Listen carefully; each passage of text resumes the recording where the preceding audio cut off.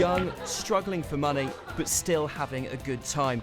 This generation is finding its own way of dealing with the downturn. My first loan I took out about a month ago. I used it to pay for going out and seeing my friends, because without that I wouldn't be able to actually go and see them or anything. Kira is celebrating her 21st birthday. She wouldn't dream of taking out a credit card to pay the bills. The temptation would be too great. But, like many of her friends, she's more than comfortable with a new and even more expensive form of credit. You go onto their website and you get two little slides telling you how much you want to borrow and then for how long for, and at the end it tells you... No filling out forms or meeting the bank manager. All you need is a smartphone and an internet connection. So about an hour ago I took out a loan for £100 and the interest on it was just under £18 because I took it out for 12 days. I clicked apply and it was in my bank within 20 minutes. It's just like another payday and you're just paying it back and then you can take another one out if you need to be. As long as you're not, using it for ridiculous things. The payday loan industry first grew out of the cash checking stores of small-town America. From nowhere 10 years ago, loan shops now seem to be everywhere on the British high street. And legitimate demand for convenient credit, particularly among young consumers, is growing at exactly the time when traditional lenders like high street banks find themselves with less and less to lend. The payday boom has been fuelled by something else as well. In much of Europe and even some US states, these types of loans have now been effectively banned. In Japan, the rate of interest charged by some payday lenders could get you 10 years in prison. In this country, regulation is much more relaxed. A large number of competing loan sites are now operating on the internet, targeting a new type of customer. Internet borrowers tend to be much younger. 69% are under the age of 35. Most are single, 2/3 don't have any children. And it's a new business that's growing at a phenomenal speed. A quarter of all under 25s now say they're planning to take out a payday loan in the next 6 months, 3 times the rate of the rest of the population. I'm very surprised at how quickly it's grown, but then, that has come on the back of banks slashing overdrafts, reducing their lending criteria to people, and the sheer fact that it's a convenience of being able to go online via your computer at your desk or on your iPhone to apply for a loan. There is one name and one company that's the driving force behind the online loan industry. Run not out of a call centre on the edge of an industrial estate, but out of this Georgian townhouse on the edge of Regent's Park.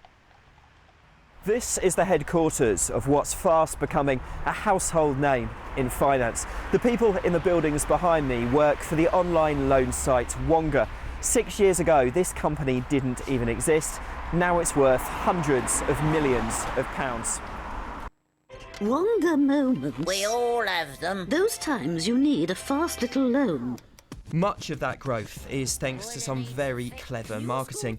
The firm is spending £20 million a year on quirky daytime TV adverts aimed at that young, tech-savvy audience. Want my holiday to be a bit longer. And all that seems to be paying off. Profits trebled last year to £46 million. The founders of Wonga hope that one day it'll be the UK's answer to Facebook or Google. The company says 90% of its customers would recommend its service, and its charges at 1% interest per day are both clear and responsible.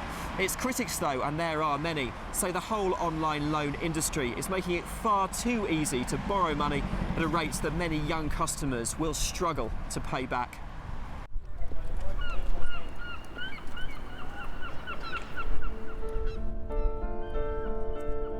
Devonport in Plymouth. Unemployment here is running well above the national average. Half of all under 25s say they have money worries. 1 in 5 has used a payday loan to make ends meet. The local Citizens Advice Bureau has just won lottery funding to teach social tenants about the risks of payday loans. Payday loans? I'm absolutely horrified by the vast increase in them. It's an imbalance of arms, if you will. Those people are relatively inexperienced. They are weak, if you will, or innocent. And like most of us, we can give way to temptation. The last couple of days, I've had 27-year-old Seth is one of those Payday customers. He borrowed money last year from a number of online loan firms, not in this case Wonga or Instant Loans Direct. Soon he found himself bombarded with other loan offers and deep in debt. Once you start doing it, you're almost in a vicious circle, because say you borrow £100 and you have to pay £150 back, well, that's £50 less that you're going to have the next month, so you're going to have to borrow again. And I think that's what they rely on, the repeat business of it, because you think they're actually doing you a favour. And it's almost like a bit like Stockholm Syndrome when you've been kidnapped. You're so believing that they're actually helping you when they're not.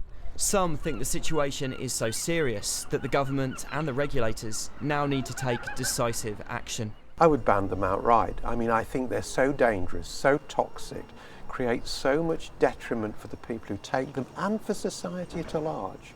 I would do away with them. I drew the analogy with drug dealing, and I do it quite purposefully. We take a view as a society that actually freedom of choice should be trammelled as far as, serious Class A drugs are concerned.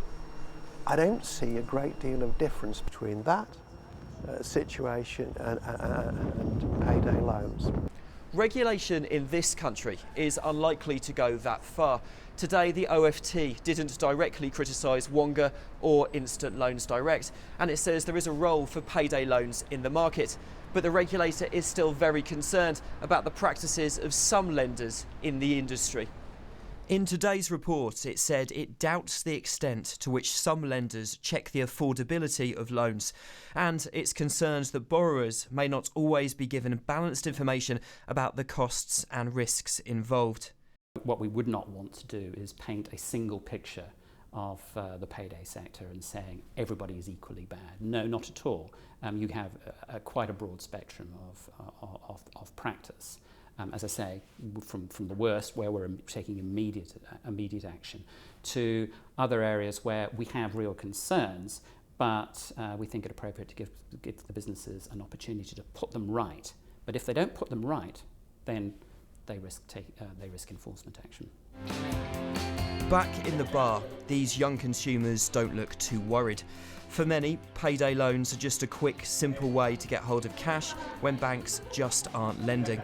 Some say a crackdown could put the whole industry out of business and push some borrowers into the arms of illegal lenders. But given the level of concern about the industry, it's likely that at the very least, this new form of credit will soon have to carry a significant health warning.